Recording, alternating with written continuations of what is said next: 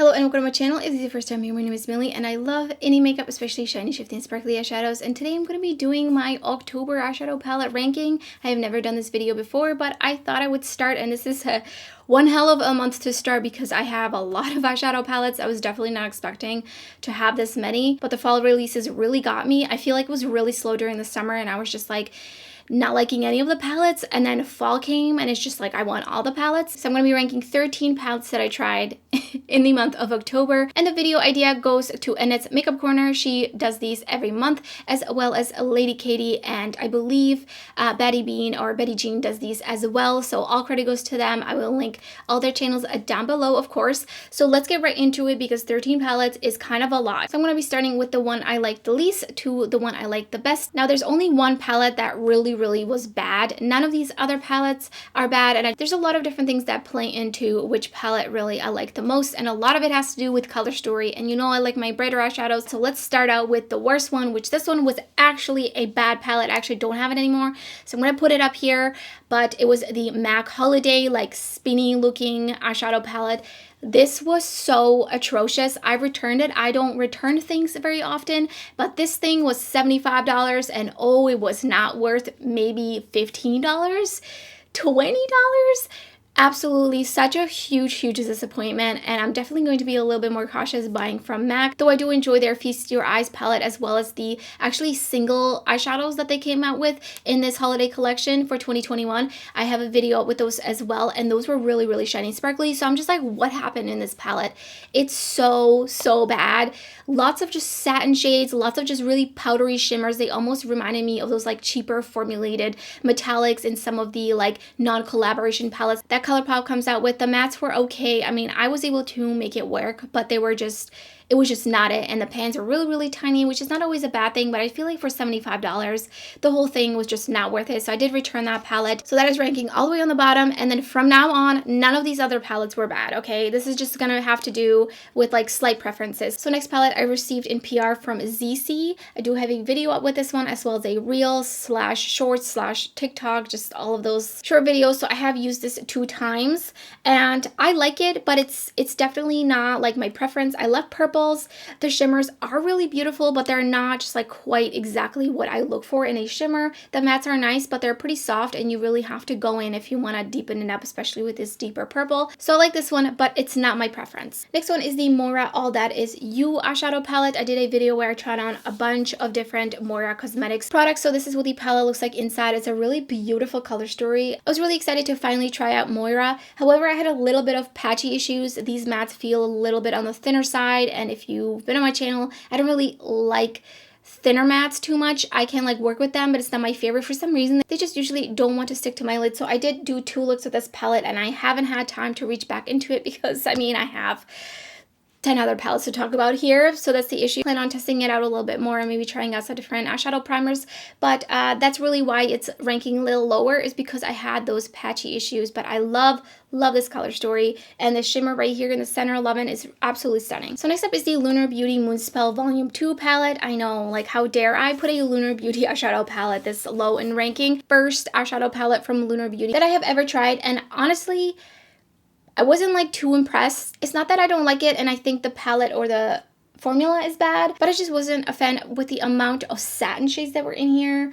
I just really, like, I'm not going to reach for those, like, ever. Maybe future Millie will like satins, but current Millie does not like them at all. The mattes are really nice. I didn't have any issues with the mattes per se. They were really nice and pigmented, so I really like that about it. I was definitely not expecting this color story. I had different expectations for the Volume 2. I really like the color story of the Volume 1, and I kind of regret not getting it, but I love me some pinks and reds and purples, but I just finally wanted to dip my brushes into their formula. Next up is a collaboration palette between Oden and Judy. And again, this is really just a preference of color story because I had an amazing time with all 3 of these eyeshadow palettes. But if I was to just rank them based on color story, this is a little bit more on the neutral side. However, there's a beautiful multi-chrome in here, so definitely bonus brownie points for that. So the color story is really the only reason why all these other palettes are ahead. And also I think it has a lot to do with just like the time of the year. So I think I'm going to prefer like a little bit more grungy, like spooky looking eyeshadow palettes right now compared to something a little more neutral. However, I do love love these tones. I love wearing these tones, especially with my blonde hair. I really enjoy this palette and I'm glad that I got it. So next up is the other collaboration palette that Oden's Eye did, and that is the Hummingbird palette, which is in collaboration with Tina from the Fancy Face. And this palette, you know, I love my colorful eyeshadows. This one also has a really stunning multi-chrome in here. So this one, just really great experience. I had so much fun with it. I love the textures of the shimmers. This was also my first time trying out Oden's Eye, and I am so impressed and so blown away. Like, I'm so excited. I did receive their previous collection in PR actually since I purchased this.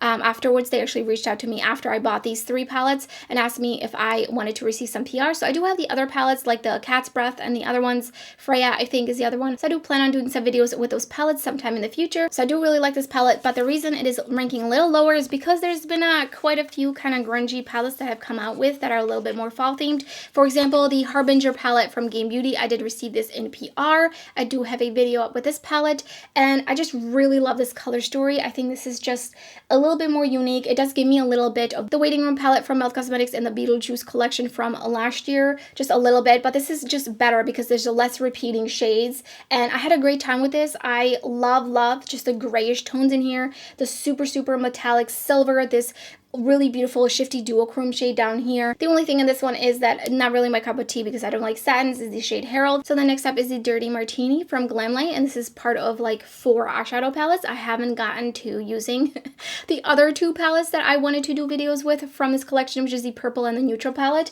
but I love green eyeshadow, so that is why it is ranking higher up in here.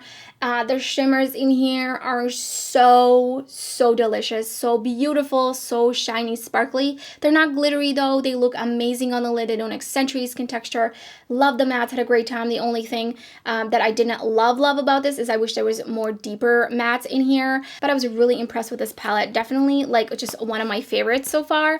And then next up we have the last collaboration palette with Oden's Eye, which was with Annette's Makeup Corner, and I love this color story. We've got some really nice deeper mattes in here, a stunning multi-chrome, some shimmers, some other grungy tones, so that's why this one has a little bit more variety than the Dirty Martini, so that's why it's ranking a little bit higher. So I really enjoy this palette. Love the Oden's Eye formula so far from what I've tried from these 3 palettes. Yes, I definitely want more. So next up we have the Fairy Frolic palette from Alien Cosmetics. I did buy some of their older palettes that became permanent, and this is one of them. I have only so far a video with this one, but I also have the Lore palette, the Witching Hour, which is the newest one, and then I have the Not Normal palette. So I do plan on doing videos sometime in the future in November with those palettes, but I love the metallics in here. The mattes are so nice. They build really nicely. I think there's a decent amount of depth in here that you can get. You can really just build up the deeper mattes in here. The shimmers are just so beautiful, so metallic, don't accentuate skin texture.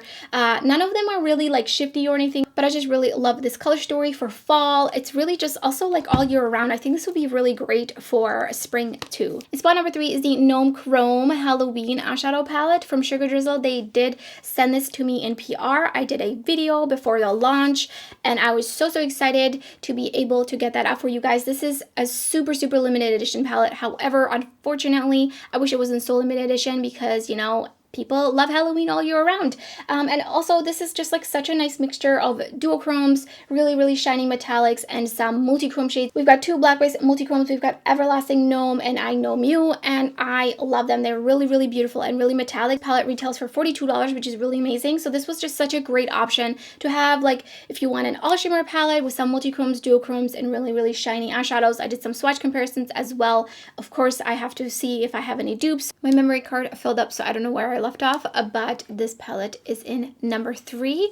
And then number 2, we have the Hauntingly Glamorous palette from Alien Cosmetics. I really went hard with the eyeshadow palettes from Alien Cosmetics, but this palette is a collaboration with Sydney Adams, and I love this color story. This is just perfect, like fall, grungy, Halloween, like spooky, just everything together. We have some really deep mattes, and that's really why this is ranking so high, because I do prefer more mattes than shimmers. There are 2 shimmers in here, and they're really nice, just iridescent kind of shades, but the mattes are super nice in here. They blend really well, they layer really well, they have a really nice like density to them, so they're not like thin and weird. And so this was the first palette I tried from Alien, and then the Fairy Frolic was the second palette. So I'm really loving their mattes. I do have a video with this palette if you're interested in seeing some looks. And number one, if you've been keeping track, then you might know which one it is, and it is the Age of Opulence palette by Beauty Bay. We've got some really beautiful, very shiny, sparkly, metallic shades in this palette.